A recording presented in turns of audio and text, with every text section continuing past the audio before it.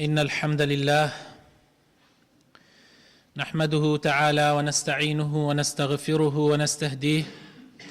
ونعوذ بالله من شرور أنفسنا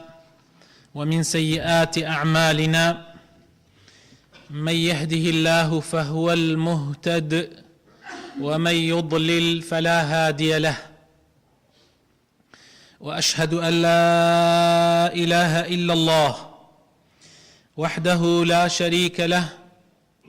وأشهد أن محمدًا عبده ورسوله. يا أيها الذين آمنوا اتقوا الله حق تقاته ولا تموتن إلا وأنتم مسلمون. يا أيها الناس اتقوا ربكم الذي خلقكم من نفس واحدة وخلق منها زوجها وبث منهما رجالا كثيرا ونساء، واتقوا الله الذي تساءلون به والأرحام إن الله كان عليكم رقيبا. يا أيها الذين آمنوا اتقوا الله وقولوا قولا سديدا يصلح لكم أعمالكم ويغفر لكم ذنوبكم، ومن يطع الله ورسوله فقد فاز فوزا عظيما. أما بعد، فإن أصدق الكلام كتاب الله، وخير الهدي هدي محمد صلى الله عليه وسلم، وشر الأمور محدثاتها، وكل محدثة بدعة، وكل بدعة ضلالة، وكل ضلالة في النار. برا خۆشەویستەکانم، خوشکە بەڕێزەکان، داواکارم لە پەروەردگاری مەزین بۆ خاتر ناو پیرۆزەکانی خۆی ئەم بارانەمان بۆ بکاتە بارانی ڕەحمەت، بارانی خێر و بەرەکەت، بارانی لە ناوچوونی قات و قڕی و گرانی. داواکارم خۆی گەورە بۆ خاتر ناوە جوانەکانی خۆی، بۆ خاتر ئیسمی عەظەمی خۆی تاعەت و عیبادەتی ئەم ڕۆژە مبارەکەمان لێ قبوڵ بکە. برا بەڕێزەکانم، خوشکە بەڕێزەکان، ئێمە چەند هەفتەیەک باسی فێڵ و تەڵەکە و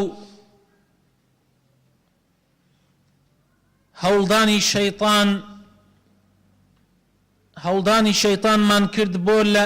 خشتەبردنی ئادەم و نەوەکەی ئادەم، واتە ئێمەی ئادەمیزاد. تەفاسیلمان درێژەمان دا بەو باسە، بەڵام ئەوە مابوو کە ئەمڕۆ عەرزتانی کەم و کۆتایی ئەگەر خوای گەورە یارمەتیمان بدا کۆتایی بەو باسە بێنین کە ئێمە چۆن خۆمان بپارێزین لە شەیطان و لە فێڵ و تەڵەکەکانی. بەڕێزانم، یەکەم خاڵ کە ضرورە ئینسان بگرێتە بەر بۆ ئەوەی خۆی لە فێڵ و تەڵەکەکانی شەیطان و سەربازەکان و دەسوودایەرەکەی شەیطان بپارێزێ، ئەوەیە کە ئینسان شەیطان بناسێ، بە جوانی هەوڵدا ئاگاداری ڕێگا و فێڵ و تەڵەکەکانی شەیطان و سەربازەکانی ببێ. چونکە تۆ ئەگەر دوژمنی خۆت نەناسی لە کوتوپڕا دوژمن لەوانەیە پەلامارت بدا کاتێ تۆ حەسابت نەکردووە. بۆیە ناسینی شەیطان یەکەم خاڵە بۆ خۆ پاراستن لە شەیطان و لە کارەکانی و لە فێڵەکانی و لە دەست و دایەرەکەی. بۆیە خوای تەعالە ئەفەرمێ لە قورئانی پیرۆزە، ئەفەرمێ ئین الشەیطانە لەکم عەدوو فاتەخیذوه عەدووە.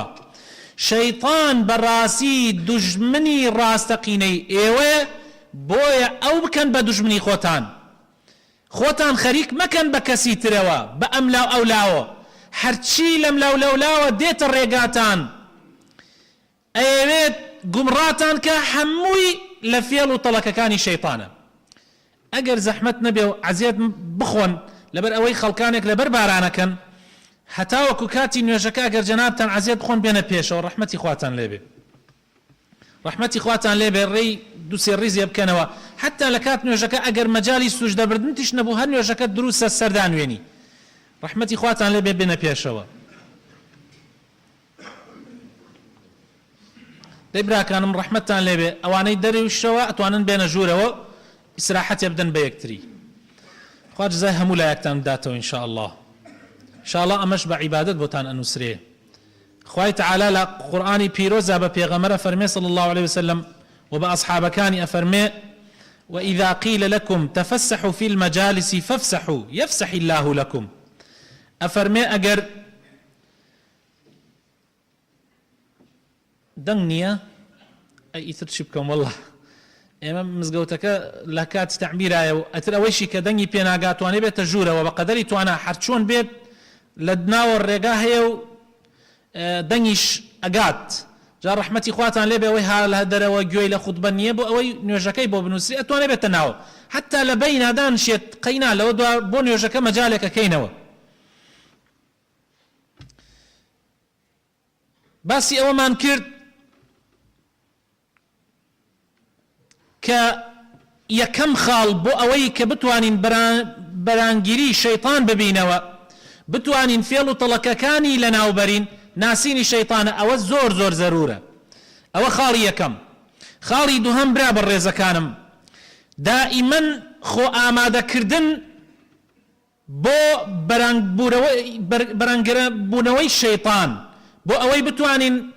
دائیمەن بەرامبەری ڕابوەستین زۆر ضرورە دائیمەن خۆت ئامادەکەی لە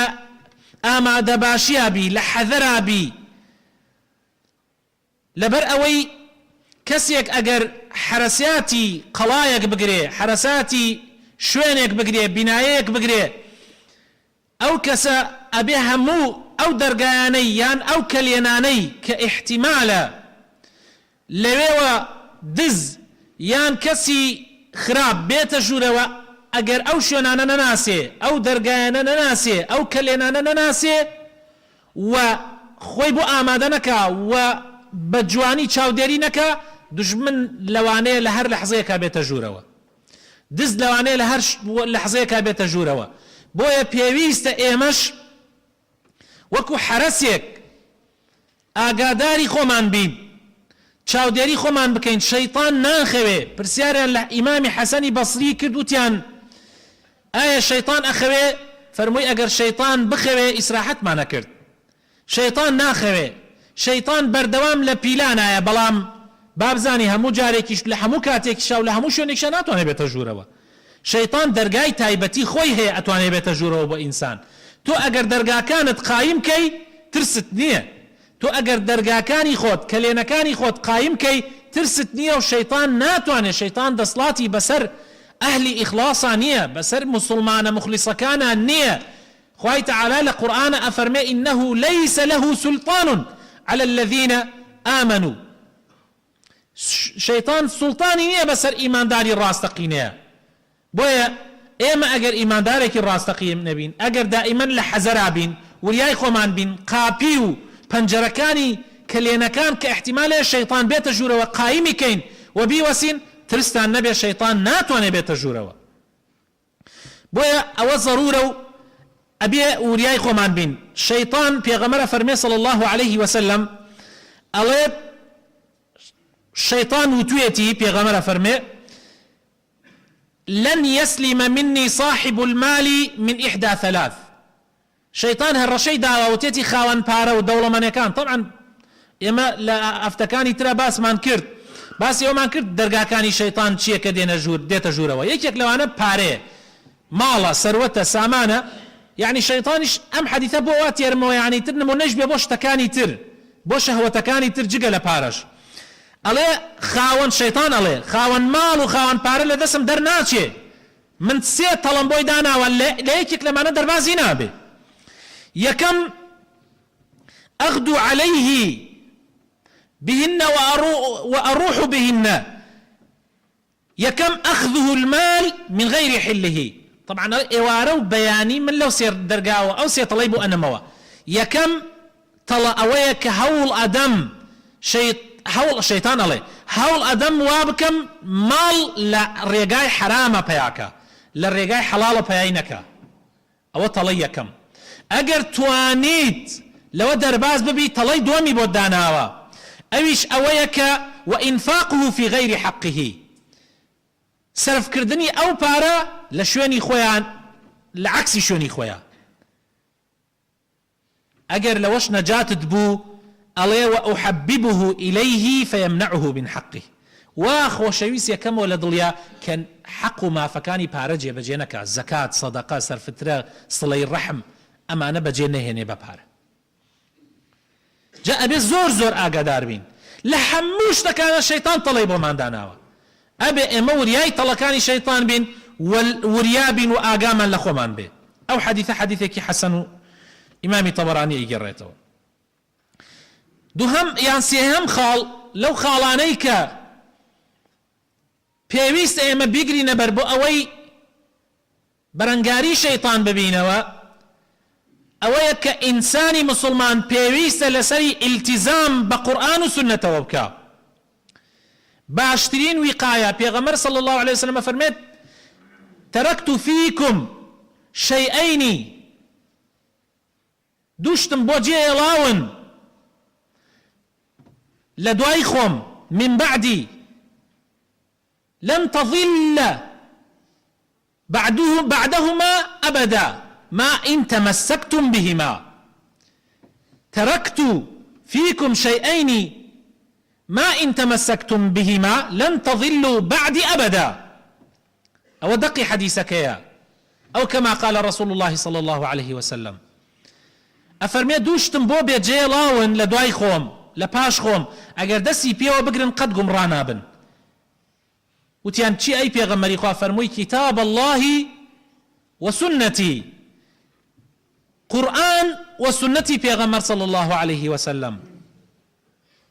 اگر دستی پیو بگری قد گمران آوی قد شیطان ناتوانید پلا مارد بدا اگر لشونیک شاب پیاد بخلسکینید توبه اکیتو پشیمان ابیتو مادام تو متبعی قرآن و سنتی بابزانن برا بەڕێزەکانم زۆربەی ئەو خەڵکە تیاچوون ئەلم خاڵە تیاچوون ها خوای تعالی لە سورەتی ئالی عیمرانە ئاەتی لە سورەتی ئەنعامە ئاەتی 153 ئەفەرمێ وأن هذا صراطي مستقيما فاتبعوه ولا تتبعوا السبل فتفرق بكم عن سبيله پێغەمبەر صلى الله عليه وسلم لەسەر ئەم ئاەتە خەتێکی کێشا و چەند خەتێکی بەملاو بەولایشا کێشا فەرمووی ئەمە ڕێگا ڕاستەکەیە و ئەمەش ئەو ڕێگایانەیە کە شەیطان دایناوە خەڵکی پێگومڕاکە لە حەدیثێکی ترە نمونەی دوو دیواری هاوردۆ پێغەمبەر صلی الله عليه وسلم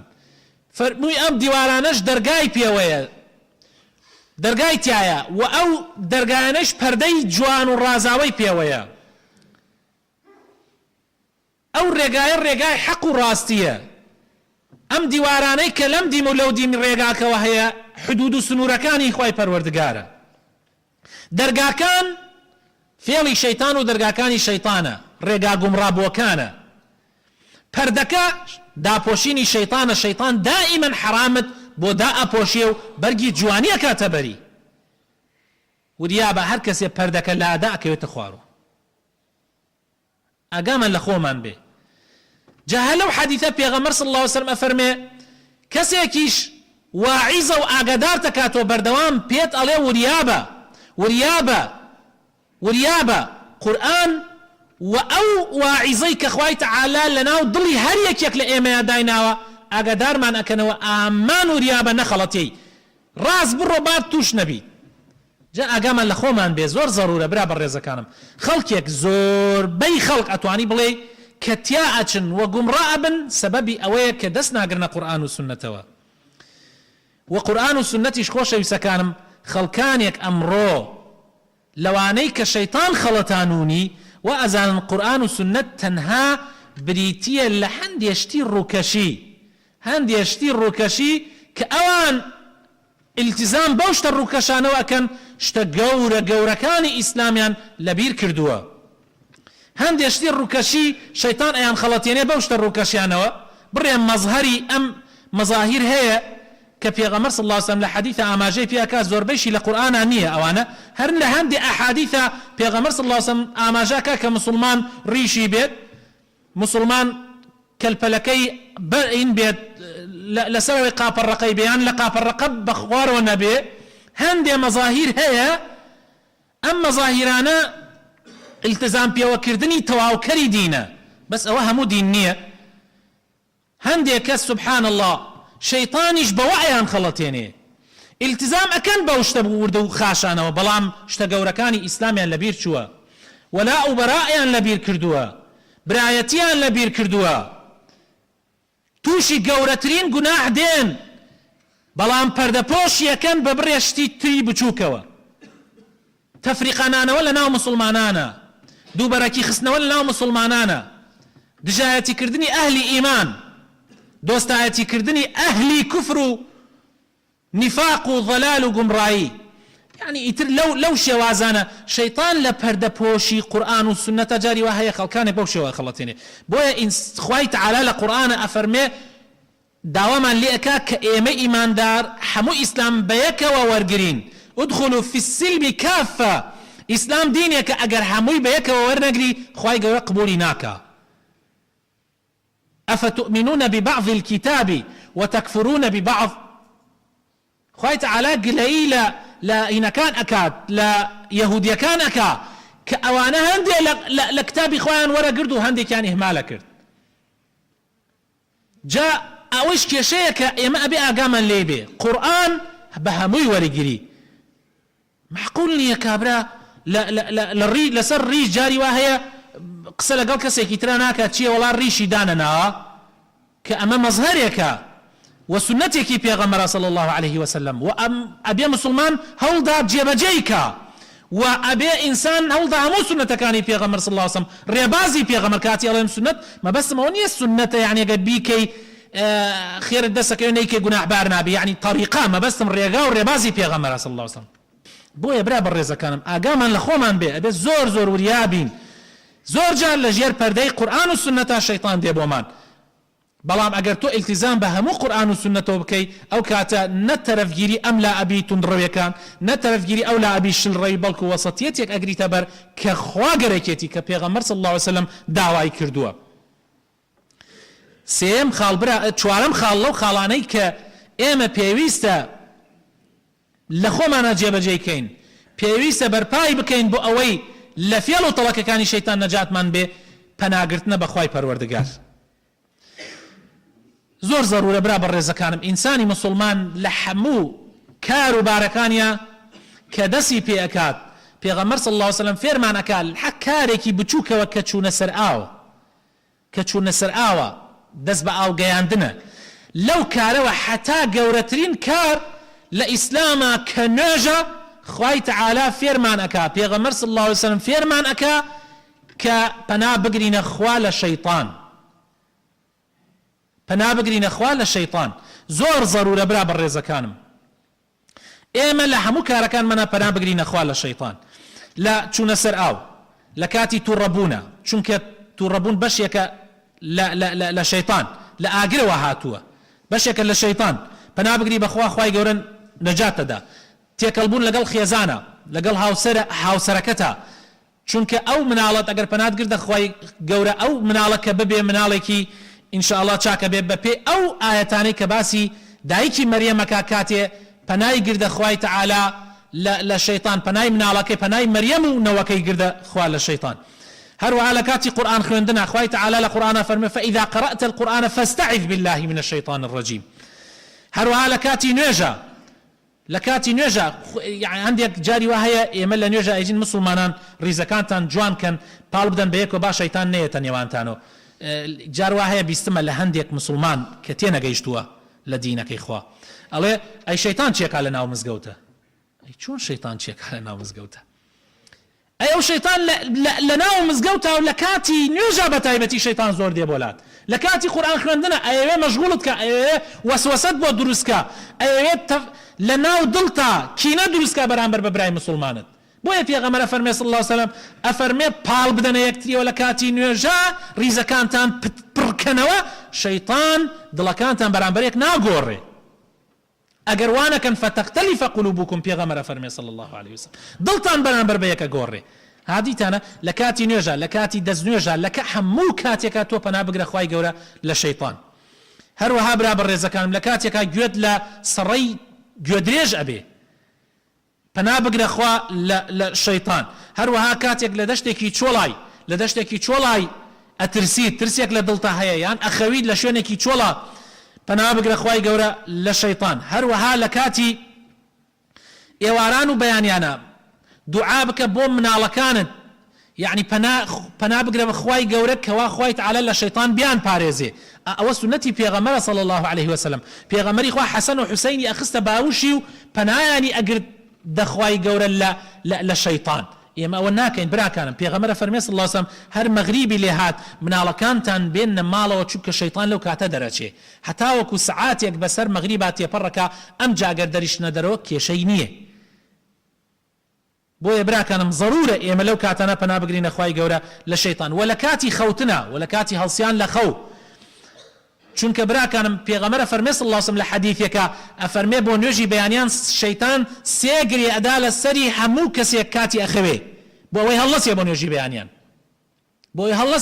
بەیانیان جا کە هەڵسای ذکری خوات کرد پەنات گردە خوا لە شەیطان یەکسەر ئەوە گرەیەک یەکرێتەوە کە دەستنوێژت کرد گرێەکەی تر یەکرێتەوە کە نوێژت کرد ئەوە گرێەکان لە ئەچێت لەسەرت هەروەها برا بەڕێزەکانم وەکووتمان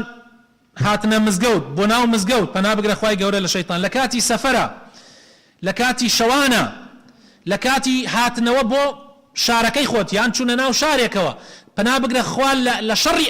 ئەو شارە لە شەڕی ئەو شوێنەی کە بۆی ئەچیت و هەروەها لە کاتی سەرکەوتنی وڵاخ و سەیارە و ئەمانە زۆر ضرورە پەنا بگریتە خوا و ذکر بکەی پەنا بگریتە خوا لە شەیطان براکەنم ئەمانە ضرورە حتا کڕینی سیارەیەک کڕینی یعنی حتا کاتێک ژنێک ئەهێنی هەموو ئەمانە پەنا بگرە خوای گەورە لە شەیطان و لە شەڕی شەیطان زۆر ضرورە ئێمە ئەمانە ئەگەر بیری لێ بکەنەوە زۆر بەمان جێبەجێ ناکەین زۆر بەمان پەنا ناگرینە خوای گەورە لە شەیطان لەو کاتانە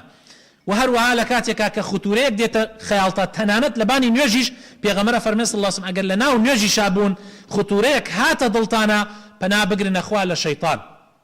لەبان نوێژ سێتف بکە لای چەپتا و پەنا بگرە خوا لە شەیطان بەڵام وریابن کاتێم نەڵێم سێتف بکە لای ئینتا یعنی هەندێک کەس ئەلەوەیشا زیادەڕەوی نەکاو دەستکاتە تفۆشان لە کاتی نوێژ لە کاتی من ناو مزگەوتە مەبەستی پێغەمبەر صلی الله عليه وسلم ئەوەیە کە سێ جار وەکو چۆن تفەکەی ئاوا تفەکەیتە لای چەپتا وەکو چۆن ئەیکەی نەک بە عەمەلی تف بکەی و ئەمجا پەنا بگرە خوای گەورە لە شەیطان نایەتە دەورتا ئین شاء الله تعالى خاڵێکی تر لەو خاڵانەی کە پێویستە ئینسانی مسلمان بیکا بۆ ئەوەی بپارێزراوە بێ لە شەیطان مەشغوڵ بوون و سەرقاڵ بوون بە ذکری خوای تعالی و پێغەمبەر ئەفەرمێ صلی الله عليه وسلم ئەفەرمێ شەیطان کاتێ ئینسان لە ذکری خوا غافڵ ئەبێ شەیطان دێ بۆ لای کاتێک کە ذکری خوا ئەکا یەکسەر شەیطان ڕائەکا و لە تەفسیری ئەو ئاەتەیشا کە خوای تعالی ئەفەرمێت دوو ئاەت لە قورئانە هەیە بۆ خۆ پاراستن لە شەیطان زۆر گرنگە دوو سوورەت خوای تعالی دای بەزاندۆ بۆ ئەوەی ئینسان خۆی بپارێزێ بە خۆی پەنا بداتە خوای پەروەردگار لە شەیطان قل أعوذ برب الفلق قل أعوذ برب الناس دوو سوورەتی ئاخری قورئان جا لەو سوورەتە خوای تعالی ئەفەرمێ من شر الوسواس الخناس ابن عباس ئەفەرمێ شەیطان جاثمە یعنی شوێنی خۆی گرتووە لە ناو دڵی ئینسانە ئەگەر ئینسان غەفڵەت گرتی بێئاگایی گرتی مەشغوڵ بوو شەیطان زاڵە بێ بەسەر دڵیە ئەگەر ذکری خوای کرد شەیطان لەسەر دڵی لا ئەچێ زۆر ضرورە ئینسان پەنا بگرێتە خوا لە هەموو لەحەزاتێکە لە شەیطان و لە شەڕی شەیطان خوای گەورە بۆ خاتر ناوجوانەکانی خۆی بمان پارێزێ یا ڕەبی خوای هیدایەتمان بدە یا ڕەبی خوای ئیسلاحمان بکە یا ڕەبی خوای پارێزراومان بکە یا ڕەبی خوای بۆ خاتر ناوجوانەکانی خۆت بۆ خاتر ئیسمی عەظەمی خۆت لەو کەسانەمان بگێڕە کە شەیطان مسەڵەت نابن بەسەریانە یا ڕەبی خوای ئەگەر هەڵەیەکیشمان کرد یارمەتیمان بدە تەوبە بکەین یا ڕەبی موفقمان بکە و سەرکەوتومان بکە لە هەموو کاروبارەکانی ژیانمانە یا ڕەبی خوای شیفای ئەو نەخۆشە بدەی کە داوای لێ کردوین دوعای خێری بۆ بکەین یا ڕەبی خوایە شیفای بدەی و حاڵی خراپە یا ڕەبی خوایە لەگەڵ هەموو نەخۆشی مسلمانانە خوایە شیفایان بدەی یا ربی خوای ڕحم بە مردوەکانمان بکەی یا ربی خوای ئیسلاحی حاڵی مسلمانان بکەی یا ربی خوای خۆشی و هەرزانی لە وڵاتی ئێمە و هەموو وڵاتانی تری ئیسلامە بەرقرار بکەی یا ربی زاڵم و ستەمکاران مسەڵەت نەبن بەسەر وڵاتەکانمانە یا ربی خوای ئەو کەسانەی کە خراپیان ئەوێ بۆ وڵاتەکانی ئێمە یا ربی خوای لە ناویان بەری یا ربی خوای کەسی چاک یا ربی دامەزراوە بکەیت و بیکەی بە خاوەن دەسڵات یا ربی کەسی خراپیش یا ربی خوایە بۆ خاتر ناوە جوانەکانی خۆت یان هیدایەتی دەی یان لە کۆڵمانی بکەیتەوە یا رب العالمین ئامین ئامین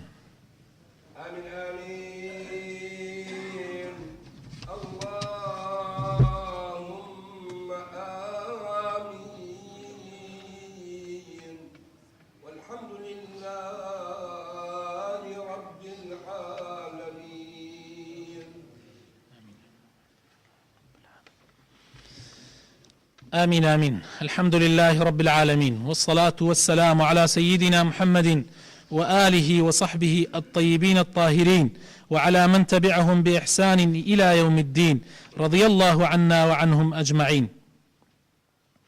يا أيها الذين آمنوا اتقوا الله ولتنظر نفس ما قدمت لغد واتقوا الله إن الله خبير بما تعملون برابر رزكانم يكي تر لو خالاني كضرورة بۆ پاراستن و خۆپاراستن لە شەیطان و لە فێڵەکانی دەستگرتن بە جەماعەت و کۆمەڵی مسلمانانەوە یەکێک لەو فێڵانەی کە شەیطان دائیمەن ئەیکا لە خاڵەکەی پێشووترا درێژەم پێدا ئەوەیە کە تەفریقە بخاتە نێوان مسلمانانەوە کاری گەورەی شەیطان و هەموو شەیطانەکان ئەوەیە تەنانەت ئادەم دوو کوڕی بوو شەیطان هەوڵیدا تا یەکێکیانی بەوی تریاندا بەکوشت یعنی لەسەر زەویە شەیطان و ئەتباعەکانی شەیطان شوێنکەوتەکانی شەیطان ئیشیان تەفریقە نانەوەی لە ناوان مسلمانانە ئاگاتان لێبێ دەستگرتن بە کۆمەڵی مسلمانانەوە دەستگرتن بە ئەو کۆمەڵەوە کە زۆرینەی مسلمانانن و لەسەر حەقن و پەیامی حەقیان هەڵگرتووە زۆر زۆر زەرورە پێغەمبەر ئەفەرمێ صلی الله عليه وسلم ئەفەرمێ خۆتان تاک مەکەنەوە دوایی گورگ لە مەڕی تاک ئەخوا مسلمان هەموو شێوەیەک حتى تنانت لحديث هاتوا كومالي مسلمانان بريتيا لا كومالا زوركا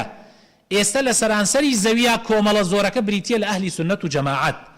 آقاتان لي بيت لناوي مسلمانان جاري واهية أو درقانا أكريتو للآن شيطان أبو قمرا كردن وريابن خوتاني ليندن توبة كردن لكاتيك أقر غلطيك تكرد يكيك الأسباب أويك شيطان زور زور بيتاقت أكا ها أو أسرم بوتان جرايا وك شيطان برسياري يحيى كري زكريا عليه السلام عليهما السلام برسياري كرد لشيطان كوا خلقي تشونن للاي ايوا شيطان وتي خلقي سي جورن جوري كان وكو توبي دسي من على كان تنوايا ياريان بيكين اوانا ككامل بونا تشون كوتو شيطان بل كل شيطان زياتر ايشا كان بو شيطان حشا لناو خلقا لناو آدميشا لناو جنوكيشا هي وك أوا حبوت توبي دسي شيطان جورێکی تر ئەوانن کە وەکو پێغەمبەرەکان وانە شەیطان زاڵ نابێ بەسەریانە زۆر بۆ خوایەک لابۆتەوە بەردەوام دەمی بە ذکرە ئەوە شەیطان وازی لێ هێناوە بەڕاستی کەسانێکی تریش هەن وەکو ئێمەیە لوانە جاری وا هەیە غەڵەتمان تووشە بێ و ئەمجا کە غەڵەتەکەمان کرد یەکسەر ذکری خوا ئەکەین و تەوبە ئەکەین ئەوانن کە شەیطانیان کوشتووە ئەوانن کە شەیطان زۆر لێیان بێزارە جا توبه کردن براکانم پشتی شیطان اشکینه شیطان دائما تو گناحێکت کردیه بۆ نمونە ئیسا کەس نییە لە ئێمە گوناحی نەکرده بێ هەر گوناحێ چەند گەورە بێت تا ئەگات بە گوناحی بچووک ئەگەر تۆ ئەی کاتی ئەنجامێ دەی شەیطان بێ ئومێد تەکا ئەڵێ کاکە تۆ زۆر گوناحباری تازە نوێژی چی و ڕۆژوو چی و حتا ئێمەش جار وایە ئەبینە یارمەتی دەر زەلامێک مەسەلەن پێشتر عەرەقی خواردوەتەوە ئیسا رمضان یان لە ظروفێکا تەوبە ئەکەوە دێتەوە بۆ مزگەوت هەری ئێمە بینە یارمەتی دەری شەیطان ئەجین کاکە تۆ مزگەوتی چی تۆ مزگەوتیان وتیە شەو ڕۆژ خەریک عارە خواردنەوەی لا حول ولا قوة إلا بالله حديثێکمان هەیە پێغەمبەر فەرمێ صلی الله عليه وسلم پیاوێک بوو زۆر مسلمان بوو ظاهر بەردەوام هاتوشەی مزگەوتێ کرد و گەرم و گوڕ برایەکیشی هەبوو ئەو برایە کەسێک بوو عارەقی خوارد و گوناحبار و تاوانبار بوو پێغەمبەر فەرمێ صلی الله عليه وسلم ئەو کابرا هەموو جارێ هاتۆ نەسیحەتی براکەیە کرد ئەوش بە قسەی ناکرد تا ڕۆژێکیان بێزار بوو کوڕەوتی بەخوا قەت خوا لێت خۆش نابێ ئەمە من چەندێ نەسیحەت تۆ بکەم پێغەمبەر فەرمێ صلی الله علیه وسلم لەسەر ئەو قسەی کەوتی خوا قەت لێت خۆش نابێ خوای گەورە ئەوە خاتە جەهەنەمەوە ئەمیشە خاتە بەهەشتەوە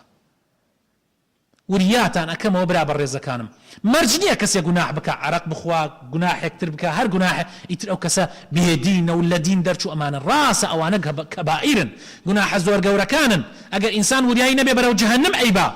بەڵام ئەگەر کابرا گەڕایەوە و تەوبەی کرد و بۆ لای خوا هاتەوە خوای گەورە زۆر لێبوردەیە خوا لە هەموو گوناحێ خۆشە بێ قل يا عبادي الذين أسرفوا على أنفسهم لا تقنطوا من رحمة الله إن الله يغفر الذنوب جميعا أسرفوا يعني كابرايك لجناح إسرافي كرده وكو أو كابراك صد زلامي كشتوه خواهي تعالى بي فرمي بي أميد مبل الرحمة خواه همو جناح خوش بي جاء قاما لي ببرا بالرزا كانم وآخر شتيش برا كانم أويا كإنسان الشيطان مرجنية إما حمو في الله كاني بزانين بويا حركات يا شيطان شتيكي بو دروز كردي پنا بربركيه بۆ لایکی ئەڕۆیتەوە تو کاتێ شەیطان فێڵێکت بۆ لێت ئەکات و تۆ نایزانیت بۆ نمونە ئێستا لەم ماوە مەشهین زۆرە یعنی هەروە خەڵکە و تەلەفۆنەکە جاری وایە مامۆسا من دوکانێکی وامەیە ئەڵێن وەڵا ئەمە حرامە ئیشیوە ئەمە ڕیبایە ئەم ئیشە نازام چییە تۆ لەو کاتانە کە شەیطان دێ وەسوەسەت بۆ دروستەکات لە ئیشتا لە کاسبیتە لە ژیانتا ئەیە بێ تاقەتت کات لە نوێژەکەتە لە عیبادەتەکە لە هەموو کاروبارەکانتە تۆ پەنا ئەبەیتە بەر کێ لو كاتا خوای تعالی ئەمری پێت کردووە چی بکەی ئەگەر پێغەمبەرەکان هەبوون ڕۆی بەلای پێغەمبەرەکان ئەگەر پێغەمبەرەکان نەبوو ڕۆی بەلای وارث پێغەمبەرەکان کە پێویستە ئینسان ڕوو بکاتە عولەماکان لەم زەمانە چونکە پێغەمبەر ئێستا نەماوە لەم ژیانە ئەڕۆی بۆ لای خوای تعالی فەرمێ فاسألوا أهل الذكر إن كنتم لا تعلمون پرسیار لە زانا و عالم و زانا ڕەبانیەکان ئەو زانایانەی کە بەڕاستی بۆ خوا سوڵحاون ئەوانەی کە قەراریان داوە هەموو شتێ بخەنە لا ئیلا دیندارێتی و عیبادەت نەبێ یعنی مەبەستمەوە نییە کە وازیان لە دنیا ئاوردووە و هەر خەریکی نوێژکردن نا قەراریان داوە بۆ خوا بسوڵحێن لەوانەیە لە تۆ زیاتر کاسبی بکە ئەو عالیمە بەڵام بۆ خوا سوڵحاوە یعنی ژیانی خۆی بەخت کردووە لە ڕێگای خواپەرسی و ڕێگای حەڵاڵ علمیشیەیە خوای گەورە علمێکی پێداوە لە کاتی تەنگانە و ناڕەحەتیان ڕووی تێ بکە هەر کەسێ بڕاتۆ بەلای عولەما نافەوتێ هر كاسي الربكة علماء نافوته إن الله وملائكته يصلون على النبي